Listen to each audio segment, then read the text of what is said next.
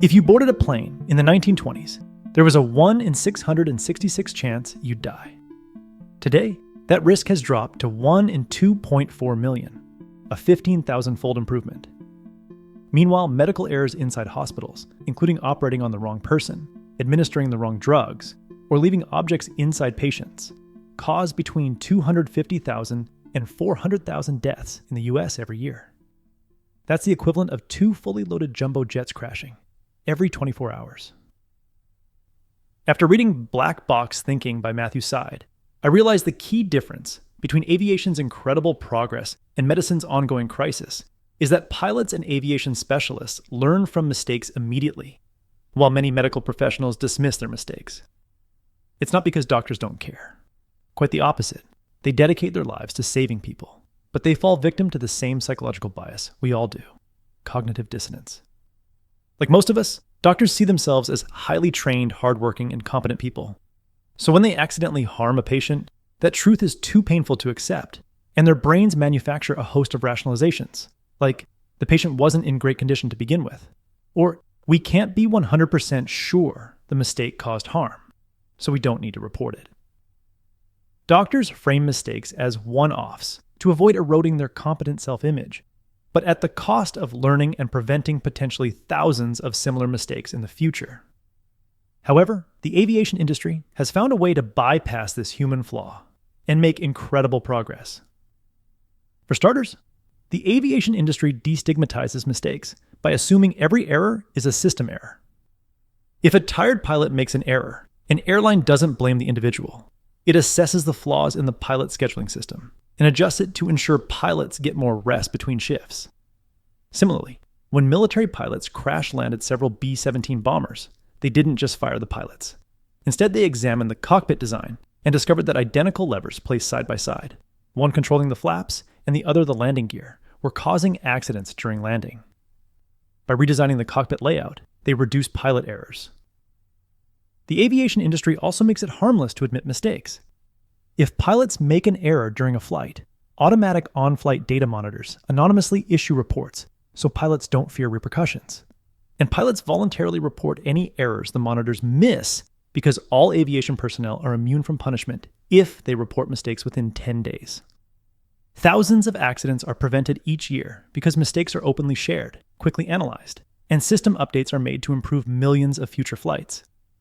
This is why, even after the January 29th collision between a passenger jet and a Black Hawk helicopter, the first major US aviation incident in 15 years, I feel more confident flying. I know the industry will thoroughly investigate the incident, learn from it, and implement changes across all airlines to prevent similar accidents. By adopting an aviation-like approach to failures, mistakes, and near misses, we can unlock rapid progress and build lasting trust with everyone around us. Here are 4 mistake reframes to get started. Mistake reframe number 1. Mistakes are system flaws. There's nothing personal about them. Just as the aviation industry treats every mistake or crash as an opportunity to refine cockpit design, checklists, and flight procedures, you should see every mistake as a signal to upgrade and redesign your daily system of living. Start by modifying your environment or leveraging new technology to reduce mistakes. For example, if you forget to take your vitamins, store them next to your toothbrush. If you failed to meal prep, set up a recurring grocery delivery app order so healthy food is always in your fridge. Next, consider setting up better accountability systems. If you never finish books, join a book club that pushes you to keep up. If you don't get enough sunlight, schedule a daily walking call with a friend. Finally, establish rituals at the beginning and end of your day to mentally rehearse doing the right things. Create a daily rules note on your phone with reminders like no social media before noon, or emails are only checked at 10 a.m. and 2 p.m., and review it every morning. Then, set up an end-of-day reflection checklist with questions like, did I do my best to be patient with my kids today? And truly evaluate your effort. When you see mistakes as system flaws rather than personal shortcomings, you stop feeling ashamed or defensive. Instead, you become curious and proactive by asking, what part of my system needs improvement? Mistake reframe number 2. Nothing is a one-off. Believing a mistake is a freak event is the easiest way to let yourself off the hook. But remember, This is how hospitals talk about preventable accidents and why thousands of preventable deaths keep occurring. So, when something goes wrong, or when you make a mistake but get away with it, like making a reckless call in poker and winning by sheer luck, assume it will show up again and wreak havoc unless you get curious and upgrade your system. Mistake reframe number 3. Mistakes inform success. The next time you walk into a restaurant you enjoy, take a moment to realize that the well-designed menu, the dish you love, and the waiter's ability to remember your order is all the result of thousands of little mistakes. Mistakes the restaurant has made, or mistakes other restaurants have made before them. Each time customers complained about the service and dishes that didn't quite hit the mark, the owners got curious and used the error to upgrade their system. The same is true for any successful person you meet. They didn't shrug off failures or near misses. They dug into them, analyzed what went wrong, and built the successful habits they enjoy because of those failures.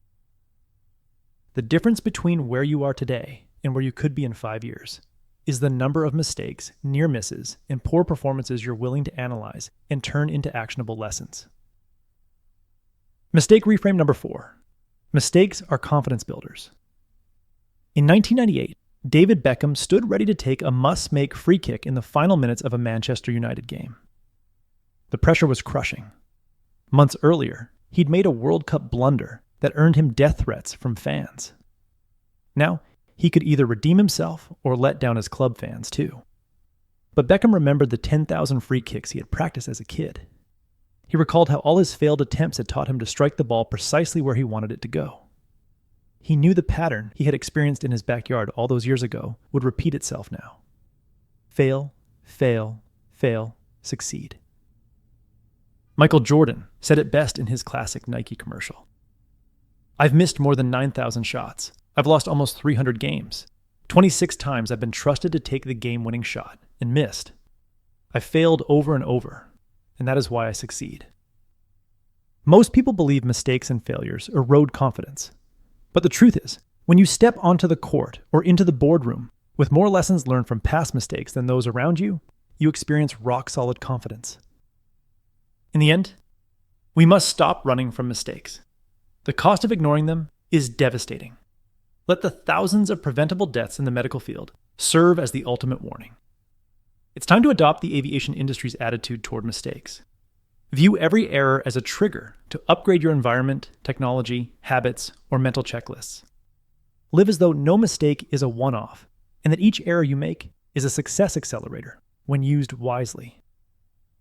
That was the core message that I gathered from Black Box Thinking by Matthew Syed. This book is the definitive guide for building a life and culture that benefits from mistakes. I highly recommend it. If you would like a one-page PDF summary of insights that I gathered from this book, just click the link below and I'd be happy to email it to you. If you already subscribe to the free Productivity Game email newsletter, this PDF is sitting in your inbox. If you like this video, please share it. And as always, thanks for watching and have yourself a productive week.